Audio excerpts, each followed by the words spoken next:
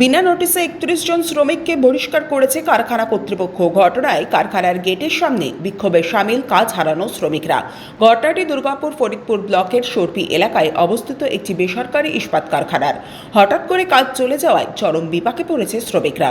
উল্লেখ্য, বিধানসভা নির্বাচনের ফল ঘোষণার ঠিক পরের দিনই কারখানা কর্তৃপক্ষ হঠাৎ সংস্থায় কর্মরত ৩১ জন শ্রমিককে বিনা নোটিশে বহিষ্কার করেছে বলে অভিযোগ। এরই প্রতিবাদে ও নিজেদের কাজ ফিরে পাওয়ার দাবিতে সোমবার পরিবারের সদস্যদের নিয়ে হাজির হয়ে বিক্ষোভে সামিল হন কাজ হারানো শ্রমিকরা। শ্রমিকদের এই আন্দোলনে তাদের পাশে ছিলেন সিপিআইএম এর শ্রমিক সংগঠন সিটু কর্মী সমর্থকেরা। যদিও বহিষ্কৃত শ্রমিক অজয় বাউরি ও সুভাষ রুইদাসরা জানান তারা কোনো রাজনৈতিক দল করেন না, কিন্তু বিধানসভা নির্বাচনের ফল ঘোষণার ঠিক পরের দিন কেন তাদের কাজ থেকে বহিষ্কার করা হয়েছে, এর পেছনে রয়েছে কি কোনো রাজনৈতিক উদ্দেশ্য, তা নিয়ে সংশয়ে রয়েছেন আন্দোলনরত শ্রমিকরা। দীর্ঘত আমরা 7-8 বছর কাজ করে এসেছি এবং রাজনৈতিক যে ছিল মানে রেজাল্ট 4 তারিখ পর থেকে আমাদের আজ 21 তারিখ হয়ে গেল। আমাদেরকে কারখানা থেকে বের করেছি বিনা নোটিশে, কোনো নোটিশ নেই, কিছুই নেই। এই কারণে আমাদের আজ আন্দোলনে নেমেছি এবং আন্দোলনে থাকবে ততক্ষণ আমাদের সফল হয়েছে। কতজন শ্রমিক আছে? 31 জন। এই অবস্থায় চলছে কী করে? অবস্থায় চলছে কী করবো, সবার কাছে গেছে, মালিকের সঙ্গে তার আমাদের যোগাযোগ নেই।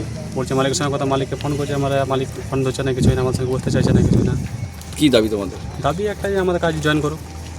শ্রমিকদের আন্দোলনের পাশে থাকা সিআইটিইউ নেতা রঞ্জিত মুখোপাধ্যায় বলেন, রাজনৈতিক উদ্দেশ্য প্রণোদিতভাবেই এই গরিব শ্রমিকদের অন্যায়ভাবে বিনা নোটিশে তাদের কাজ থেকে বহিষ্কার করা হয়েছে। হতাশ শ্রমিকরা বিভিন্ন রাজনৈতিক দলের কাছে গিয়েও কোনো সদর্থক না পেয়ে সিআইটিইউ এর কাছে আসে, তাই তারা শ্রমিকদের আন্দোলনে পাশে রয়েছে বলে জানান। এমনকি যদি এই শ্রমিকদের তাদের কাজে বহাল না করা হয়, তাহলে আগামী দিনে কারখানা চত্বরে আরও বৃহত্তর আন্দোলন হবে বলেও হুঁশিয়ারি দেন তিনি।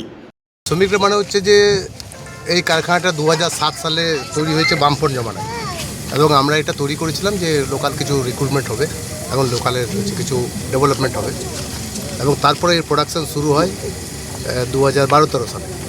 তখন থেকে কেউ 8 বছর, কেউ 10 বছর, কেউ 12 বছর, কেউ 13 বছর ধরে এই 31 জন শ্রমিক যাদেরকে ছাঁটাই করা হয়েছে তারা কাজ করে আসছে। এই 4 তারিখের পরে, 4 থেকে রেজাল্ট বেরোনোর পরের দিন 5 তারিখে উইদাউট এনি নোটিশ তাদেরকে বলা হয় যে তোমাদেরকে কাল থেকে কাজে আসার দরকার নেই, এবং তারা জিজ্ঞাসা করে এর কারণ কী, এবং কারণ মালিক বলতে চায়নি। পরবর্তীকালে তারা হচ্ছে যে এখানে সেখানে ঘুরে সিআইটিউর কাছে আসে। আমরা সিআইটিউর পক্ষ থেকে, জেলা সিআইটিউর পক্ষ থেকে আমরা মাননীয় জেলা শাসক, মাননীয় এসডিও, মাননীয় ন্যাশনাল লেবার কমিশনার, মাননীয় ভিডিও, মাননীয় ওসি সকলকে এবং হচ্ছে মালিককে সকলকে ফোন করি। এরপরই রাইটিং হচ্ছে জমা দিই।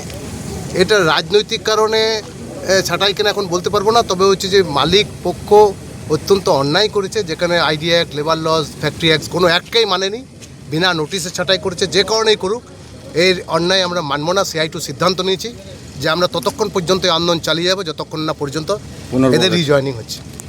এই বিষয়ে কারখানার মালিক হিমাংশু বানসালকে ফোন করা হলে ফোনের ওপার থেকে কোনো উত্তর পাওয়া যায়নি।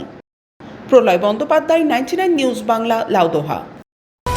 আপনারা দেখছেন 99 নিউজ বাংলা। বদলাবো আমরা।